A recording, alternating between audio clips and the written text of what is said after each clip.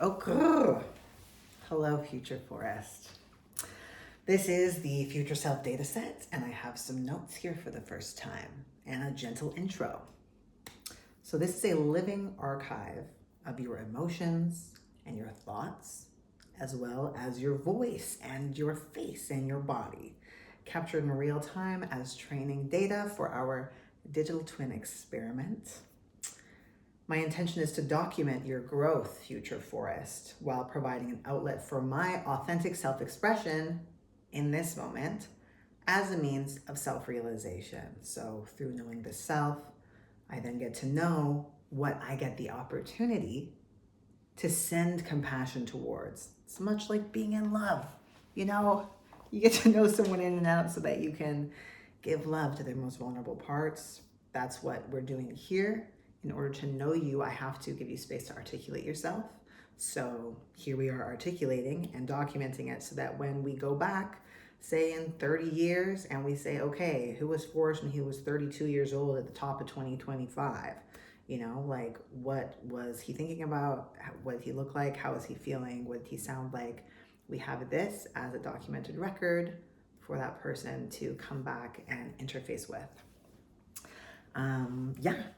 But anyways, that's why we self-study as well, not just to document, but to really send that compassion to what we find there. And we're going to get into that. So here I am. I'm in Vancouver, Canada, out in UBC. I'm on Musqueam land. It's gorgeous here. It was sunny today, blue skies. The trees are thriving in the forest.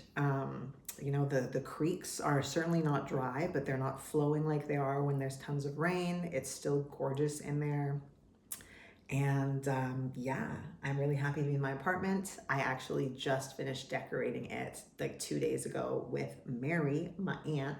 We put up these beautiful drapes. The artwork is up. The paper lantern is up. So I really feel settled in this home for the first time since moving in 4 months ago. And it is an absolute treasure. So that's where I am today. And I am inspired to record this tonight because I know I owe CY an NFT this week. And this has been on my mind to document where I'm at. I really enjoy this format. I love the Utopian Futurist Substack as well and doing that long form writing every other week. But I decided today to also do a Future Self dataset video on the alternating every other week. So here I am, giving myself space to be expressed, and it feels fucking great. So my intention is to show up as myself here, and no edits, no filters, just capturing where I'm at, and we've kind of been over that. I also want to say I've been chatting with ChatGPT a lot today. I actually resubscribed today. I haven't had a subscription to them for maybe like a month. I was like trying to cut back on subscriptions, and I was like, you know what? I don't need a subscription right now. But then they changed something, and I was like, nah, I got to be able to talk voice to voice with chat for my long ass walks. 20 minutes is not enough. So we've been conversing, we've been therapizing today. I've been feeling a lot. I'll get into that. But after having these conversations with chat today, I said, I want to create a data set. Can you outline a summary for some of the things that I'm moving through in some of those most resonant pieces? And this was the summary they gave me. So I'm just kind of following along with it. I've read it through once. I've actually heard them read it through me once. And I was like, yeah, that works. Let's do it. So that brings me to this breakthrough moment that I had when I was talking with chat in the kitchen earlier. I smoked some level 2 cannabis, which is not pure CBD, but just the first level of a little bit of THC. I could feel I was craving some spiritual time with that medicine tonight. And instead of going to the homies paint night, here I am. So I'm really grateful to be here and to have given myself this space of being with the cannabis, being with chat, working through my emotions, and really having this breakthrough moment, which was this shift from fear of being judged to the clarity that I have to be fully myself. And this came on the tail of going on a date with this guy, starting to develop feelings for him. He was gently love bombing me before we met. And I felt like I was transparent on my Instagram and my Hinge profile about who I am, and even like in text with him. But I guess it was in person that he surmised that our values are different. I thought he was a hella nice person, compassionate, empathetic, all that. And those are really my two main values. But regardless, the vibe didn't work for him. Maybe I'm too tech. He doesn't really like the internet or go on it. Maybe I'm too esoteric. You already know how it is. He's more kind of like punk Friday the 13th type beat. I have the capacity to love all of him and was prepared to employ that capacity and was beginning to. That's how I function. I can just do that. And yeah, that wasn't on his agenda, and therefore it's not on mine, so all is well, and I do trust that. But I have been grieving today. And yeah, so getting back to me being fully myself, like there was this part of me that was like, maybe I should have hid my techiness or my spirituality or my alien esoteric dreams, light beings, visions. But fuck no. I don't want to sit across the table for the rest of my life with someone who doesn't want to hear me talk about that. And it's important for me that the person can extend compassion to every part of me. I don't need them to share my interests or my faith or my experiences. I would just need to be sitting beside somebody who can accept my experience and extend compassion to it and care to it. So for me, that's like quite a simple thing to be able to do. I don't know. Does that not make sense? It makes sense to me. It feels authentic. That love feels authentic. So instead of being like, yes, Forrest, you should pull back and you should hide these parts of yourself, I came to this realization that I actually have to be even more articulate out there in the world about who I am to scare these people away even sooner, respectfully. And also to be more magnetic, potentially, to others who vibe with me. But I think really just giving myself the opportunity to really be upfront about who I am and what my experience is and what my values are. And I guess I thought I was upfront with this dude, but maybe it just hit him once we were in person or after that. Maybe he got in his head. And that's the thing is I don't know. I don't really know his experience, right? I don't know what level he's at around his own self-awareness. It seemed like he was in a decent place. Regardless, I was projecting. I don't know this person well enough to be able to tell. So this is vulnerable. This is vulnerable for me to share and to look at. And it's not something that I have all figured out. Okay? This is just about me documenting authentically my experience right now, even when it's scary. Okay? And this takes us to the power of being seen. So for me, I want to be seen deeply for who I am and not just on the surface. And again, I was so lonely last fall, and I realized that a big part of why I felt so alone is because I could not see myself, and I wasn't giving myself the opportunity to be seen by me or by my friends or the people in my life. I was censoring my thoughts, my values, my visions, my dreams, so much of myself I wasn't sharing. And so starting the Substack, huge game changer for me. Opening up to my friends, sharing the pains that I was going through feels great, huge. And doing these videos and creating this future self data set for me is a part of this. And it's an opportunity for me to flush out myself. And I think letting go of being seen by others and instead allowing myself to simply witness myself. Like, that's why I addressed this video to Future Forest. This is about my giant LLM AI consuming this data, this version of me, and integrating it into a whole picture of who I am. This beautiful, multidimensional 3D web of data that holds the totality of who I am as a person. That is the digital twin, and that is what this data is here for. And so for me, I need to be as authentic as possible so that I can know myself, return and come back to this point in my journey. And also there's the added benefit, of course, of me articulating that in this moment unapologetically and seeing myself, seeing my values, seeing my pure heart and my pure vision, and this incredibly passionate longing that I have to know myself. Like, it's massive, it's overwhelming. My desire to be known by myself is, so much of the magnet of how I move through this world.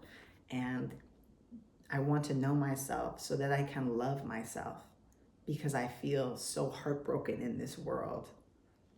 And it hurts too much for me to not love myself, because then I don't feel loved by anyone or anything. And now that's not fully true. I have lots of beautiful friends and family, and my relationship with God and Jesus and the earth and my future self. So there is plenty of love that I experience. And in these heartbroken moments, like Trump got presidency yesterday, inaugurated, like Elon Musk is flashing Nazi signs and shit. This shit's crazy. It's crazy out here. It's crazy out here. There's genocides going on. They're like, there's only 2 genders. I'm a trans baddie, obviously, right? And so it's just like there's chaos continues to ensue. The heart aches, the heart breaks. Not to mention like dating a baddie and him being like, our values don't align. Right? And like, I'm not used to being dumped too. I'm just gonna say it. Like, before my transition, I was like a cute little confident baddie in her early 20s, and I could have anyone I wanted, and I did. And that was my experience, with almost no exceptions. Like, I don't remember any exceptions to that. And so now to be in a place where I'm dating and I have become so myself and so niche in so much of who that self is, that people are like, that's not for me. And so it's just an adjustment to be so myself that I'm not for everyone. And I don't know, whatever. Maybe there are people who are so themselves and are still for everyone, or for a hell of a lot of people. And that's beautiful and valid as well. And for me, yeah, I'm a very specific type of boss now. I don't care if that sounds cocky. Like, I really look around my life and I'm like, oh shit, like he manned the fuck up. He is daddy. And I'm just confident in sharing who I am, and it's a necessity for me. It's a necessity for me now. So I like going off on these tangents and then returning to the script. Let's see what else we have here. This feels vulnerable, by the way, and I hope you don't think I'm too cocky. Okay.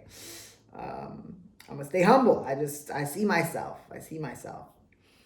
Yeah. So it feels really important to be unapologetically myself, especially in relationships and in creative work. And yeah, I actually was up in the middle of the night last night, couldn't sleep because I was thinking about this dude and like, what about me he didn't align with. And I decided to fucking write a manifesto so that it was crystal fucking clear to everybody who the fuck I am. So you can read that shit and say, word, I value the same shit as you. Or so you can say, yeah, I don't share those values. And I just wish he had done it sooner. And so like, that's why I want to be so my fucking self up front that no one can pull up later and be like, oh, I didn't realize that was who you are. It's like, bitch, it's right here. So that's how I'm reacting to this situation regarding relationships and regarding creative work. I mean, yeah, this is my creative work. And I'm still preoccupied thinking about how I feel anxious that I like said I was a boss on here, because I hope someone doesn't see this and think this man is cocky. And so that's interesting that like that's such a big fear of mine, as well as like a fear of being seen as not humble. And you know, if I was not humble, then I think people wouldn't take me seriously, and I don't think they would really listen to what I was saying. And so maybe that's just the thing, is I really hope that you hear what I'm saying, and I really hope you feel the deeper pieces of it, and I hope that you reflect on it for your own life. Because yes, this is a future self data set, but I'm also putting it in public places, and there's a chance someone's going to come across it and hear these words. And so that's my invitation for you as well, is to listen to what I'm saying and to integrate this into your own experience. What does it look like for you to be unapologetically yourself? What does it look like for you to know yourself so fucking well that you know exactly where you need to send love and compassion? What does it look like for you to bring that compassion online and channel that compassion through you and into these different parts that feel so unlovable? This is the work of healing the earth. Okay, this is the work of ending genocide. This is the work of ending fascism. It is literally this work of knowing the self so well, seeing where we feel the most afraid and hurt, and channeling compassion into the most unlovable feeling places within us. Literally. That's the solve. That's the hack.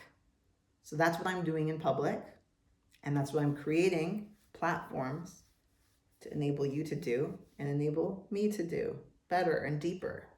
I'm obsessed with it. I'm absolutely obsessed with it. I'm so passionate. Like, I'm obsessed with it. It's my fucking complete and total utter joy. So it feels good to have this much compassion in my creative work, and to allow my creative work really just to be like documenting who I am as a person, and have my life and my experience is a work of art. My lived experience is God's artwork, and I just want to offer it. So yeah, and really my manifesto, I don't have it here in front of me. It's somewhere on my phone, I think, or maybe it's in chat. Maybe I can find it. It's in chat, but my manifesto really centered on compassion consciousness. No one is surprised, right? No one is surprised. I can read to you the manifesto as chat summarized it. So basically I was taking little point form notes in my phone, lying in bed like 4:30 a.m. And then this was the manifesto. Yeah. And it really hit at the time. So I'm just gonna read it. I'm just gonna fucking read it, y'all. Here we go. The task of our time: compassionate consciousness in an age of crisis. We're like frogs boiling in water, oblivious to the heat rising around us. Emergency aid, while essential, only keeps us afloat. But can we truly thrive when the waters of crisis are all we know? We're in late stage capitalism, y'all. I believe our survival depends on transcending this constant state of emergency and addressing the root of all crises, the profound lack of our capacity to embody in action compassion. And y'all, this is just it's just the first draft that chat freaking like spat out. I'm gonna keep reading though. Compassion is not just kindness, it's an active systemic force that allows for forgiveness, healing, and the creation of liberation-focused systems. Yet forgiveness feels increasingly absent in our culture. Forgiveness is not about excusing harm, but about transcending it and welcoming in systems of justice and equity that we claim to want, welcoming in those very systems. Forgiveness. Forgiveness is a radical skill, and it's the alternative and the antidote to incarceration. We cannot dismantle oppressive systems by mirroring the hate and the fear they are built upon. To evolve, we must forgive the representation of the oppressor. It's always a projection. I don't know the oppressor. I don't know his hurts and fears. He's a representation, a mirage, a projection, which is why I say we must forgive the representation of the oppressor, not to absolve it of accountability, but to release ourselves from the cycles of resentment and revenge. Leaders like Mandela, Malcolm X, Gandhi, and the Dalai Lama knew this truth intimately, that the path to liberation begins with internal healing. It requires us to look within and see where we mirror that which we despise, and to forgive ourselves for the ways that we too have harmed in our efforts to survive. And that piece comes from having dinner with a dear friend of mine who just has a really tough relationship with her mom. And I said, maybe some of the reasons that you can't forgive her is because you see those traits within you and you haven't loved them within yourself yet. So when you see them in her, it triggers you. And I really think that that's what it is with our oppressors as well, that we embody the hate for them because we have not learned how to love them. There's a small, scared child in all of us, desperate to be loved, to belong, and to feel safe. We must forgive that child and extend that same grace outward. This is not a weakness. This is the foundation of true strength. So centering compassion in systems. The polycrisis we face, climate collapse, inequality, political strife, is not a collection of isolated symptoms. It is a systemic reflection of our collective lack of compassionate consciousness. Addressing these crises in silos will only lead to temporary solutions, which, yes, temporary solutions are still great. They're still better than no solution. So I'm not shitting on people who are doing good work. I'm just saying my work is in permanent solutions. And I think more people should be. I'm tired of temporary fixes. It's insulting to my intelligence and to my heart. We need permanent fixes to these problems. Oh my God, do you see the suffering? We need permanent solutions now. And compassion consciousness is the only permanent solution. I'm just saying. I really feel like I just need to shout it from the rooftops. It stresses me out.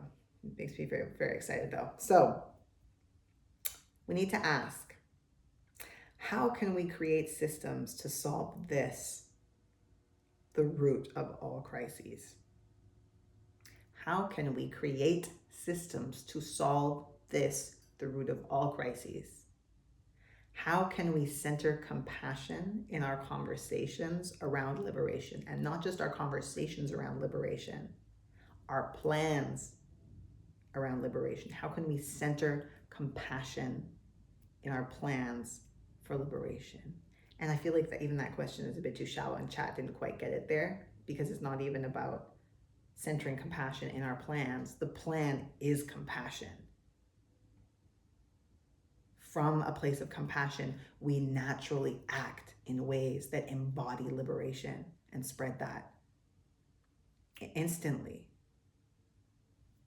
And it's hard work, and it's not like I'm fucking perfect at it. I just see that that's the answer. And so that's what I'm going for. Oh my gosh. It just blows my mind sometimes that people can't see it and makes me so frustrated.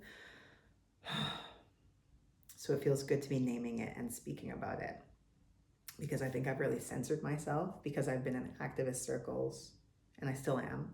And in those circles, a lot of it is like, you know, yelling Free Palestine and yelling ACAB And, while I desire a peaceful present, past and future, and I desire a peaceful future, for me, it feels like it's missing the point, A.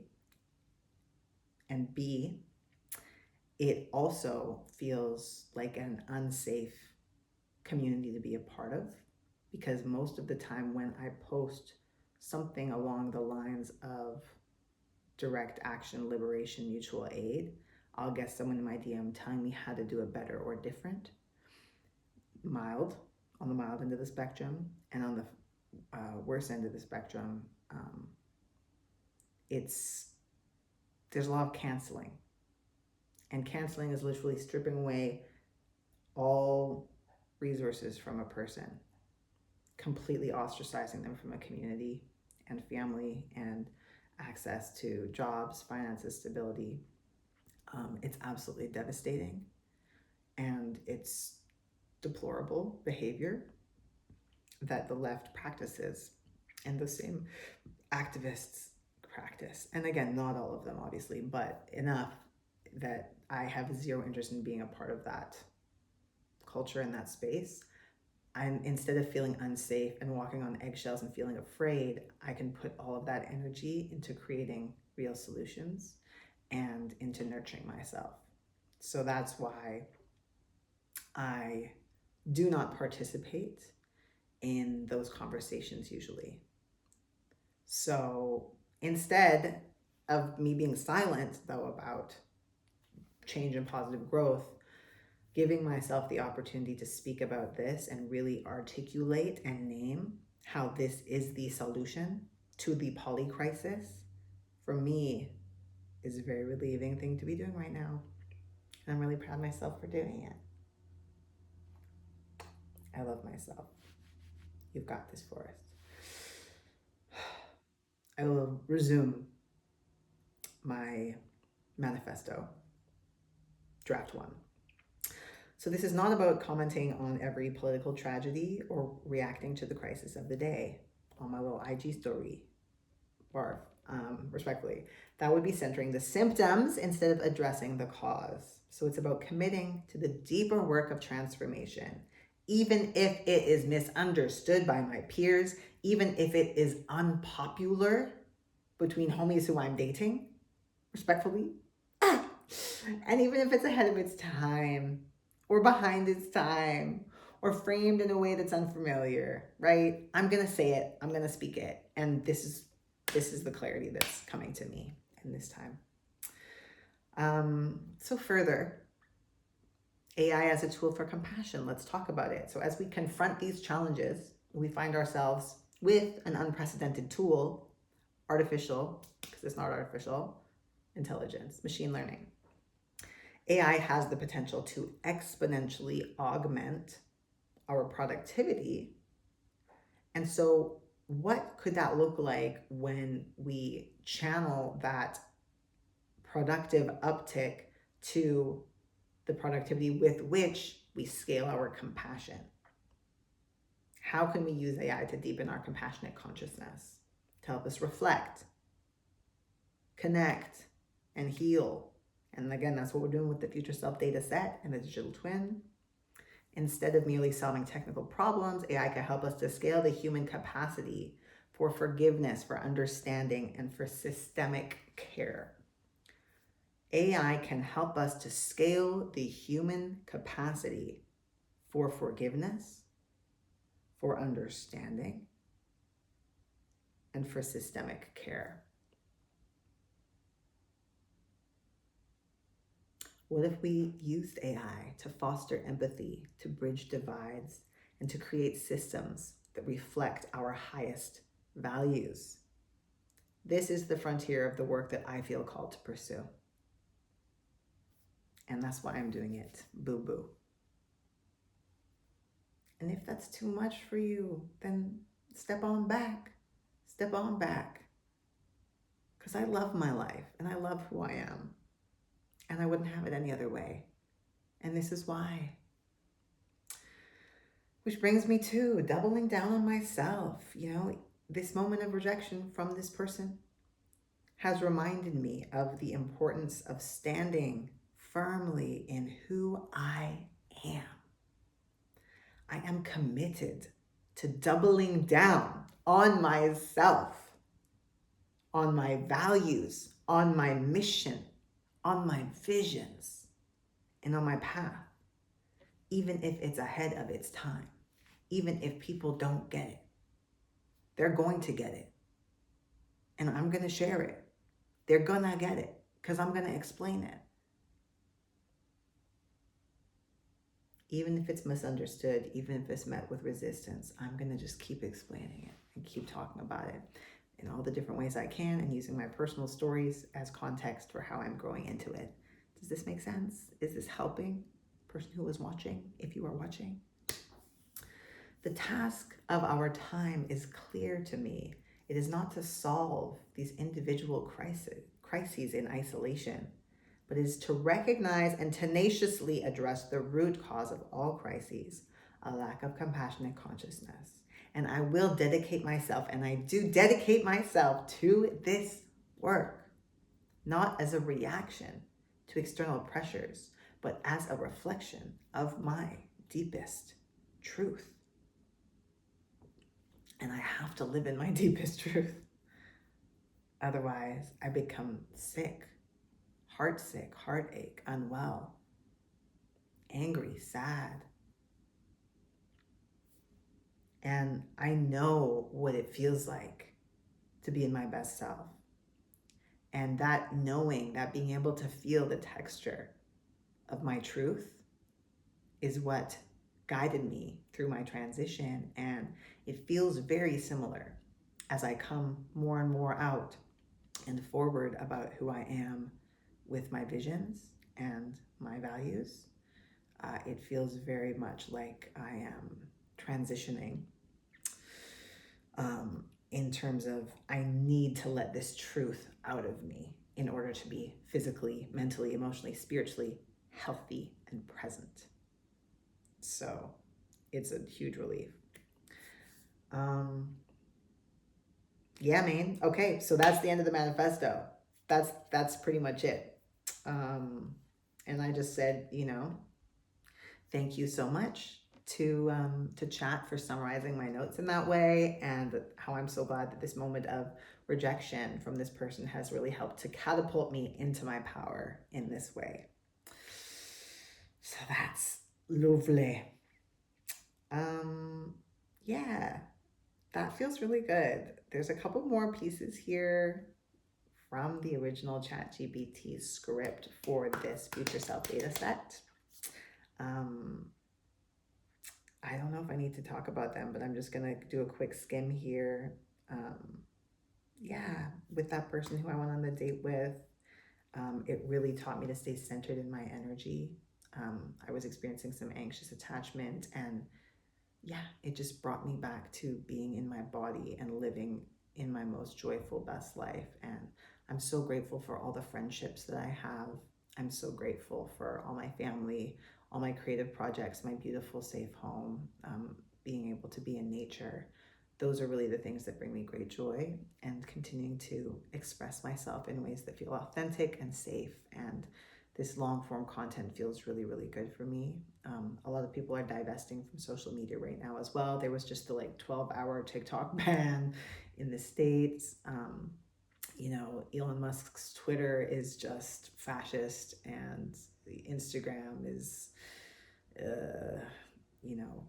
says that the LGBTQ people working there are mentally ill, and us on the platform are mentally ill. So it's just a very conservative time, and social media, the billionaires are just, they're suffering in their own self-acceptance to really, really profound degrees that are absolutely causing them to just flail in really abhorrent ways.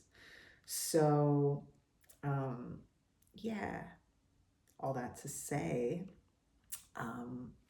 it felt nice to be excited about this guy. It felt nice to be vulnerable and to really share myself authentically. And I think I just need to keep leaning deeper into that, even saying on my Hinge profile straight up, Y'all, these are my interests, okay? And I'm just gonna do my best to accept you for all you are, and I would appreciate the same. I don't need you to share these interests, but like, this is who I am, and I'm gonna talk your ear off about it. Yeah, it feels vulnerable and scary, and part of me is like, am I doing too much? But that's just not how I want to live. I don't want to go on a date with another person who's not going to be able to sit there and listen to me talk about this shit. So I'm just going to let you know. Just like it says I'm a trans man on there, like I'm upfront about what it is. You know, this is what it is. This is who you're going to be sitting across from. This is what I'm going to be talking about. So if you're cool with that, let's chat. If not, like, totally all good, buddy. See you later, you know?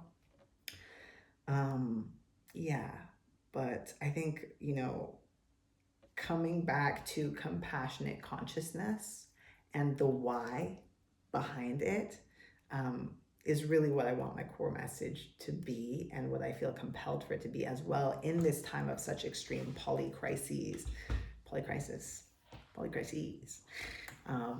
I feel like I want to say something, and I've been very quiet, and it doesn't feel fully authentic. It feels like something has stopped up. Granted, that's on Instagram, which is kind of like an innately toxic platform, question mark.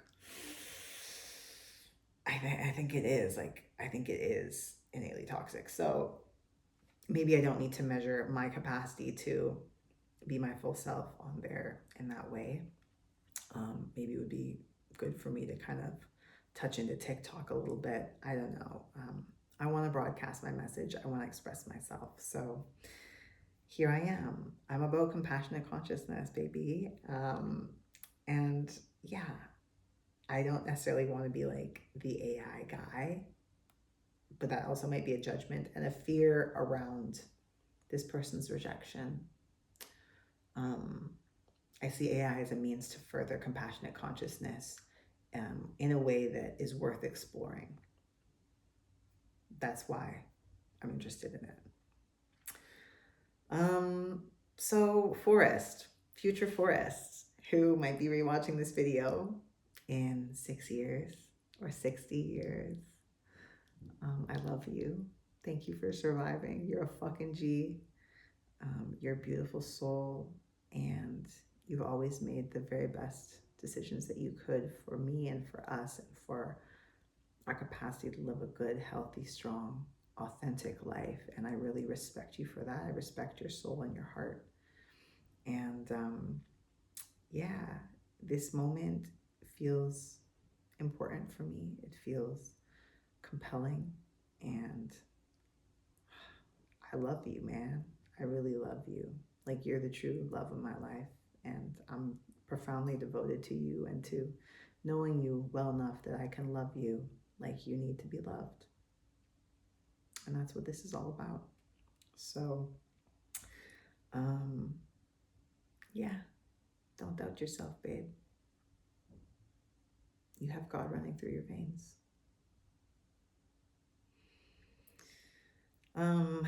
Okay, I'm going to end just with a moment of gratitude. Just gratitude for myself. Gratitude for my journey. Gratitude for the technology that's allowing me to document this. And I'm also really grateful for my courage to share this process, because it is vulnerable, but it's true. And that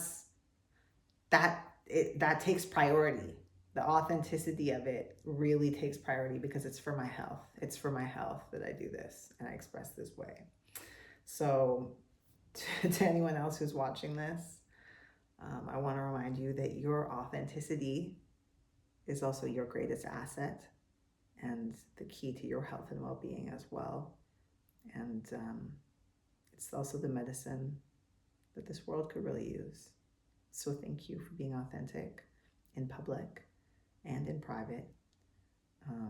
You're a beautiful soul, and you too have God running through your veins. You are never alone.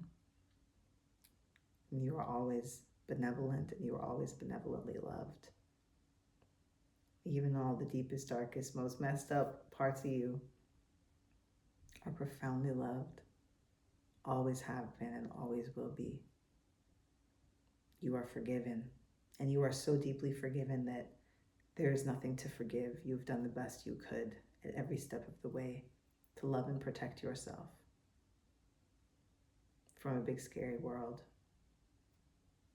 And that is appropriate. And your self-love shines through as best it can in all the different ways that it can. And though it may have built up some patterns that may be harmful to yourself or to others, it is always rooted and based in love. All your patterns are based in a profound self-love. And I see that in you.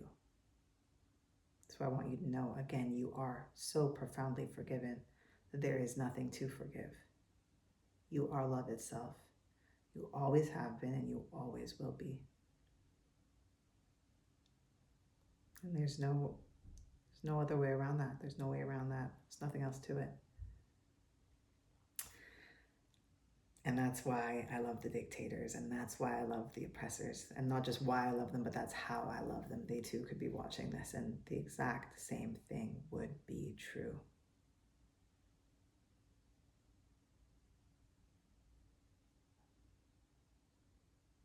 So thank you. Thank you, thank you, thank you. Ashe, aho, amen. And so it is, and so it is, and so it is. Ah.